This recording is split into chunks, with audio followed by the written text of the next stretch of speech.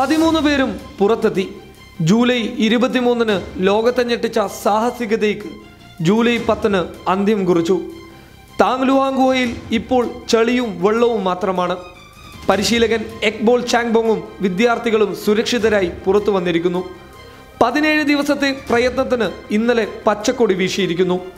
ലോകരാജ്യങ്ങൾ ഉറ്റുനോക്കിയ വലിയ രക്ഷാപ്രവർത്തനത്തിന് തായ്ലാൻഡും സഖ്യരാജ്യങ്ങളും നൽകിയ ഹൃദയം തുറന്ന പരിശ്രമത്തിന് ലോക ജനതയുടെ കയ്യടി ഇന്നലെ ലഭിച്ചു.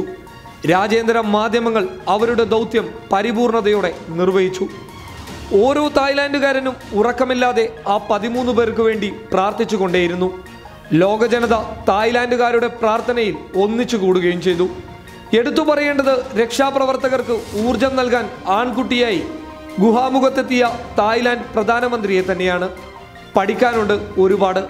ജീവശ്വാസത്തിന് വേണ്ടി പിടഞ്ഞു മരിച്ച നമ്മുടെ ഭാരതത്തിന് തായ്ലാൻഡിന്റെ മുന്നറിയിപ്പ് ഏറെ പഠിക്കാനുള്ളതാണ്.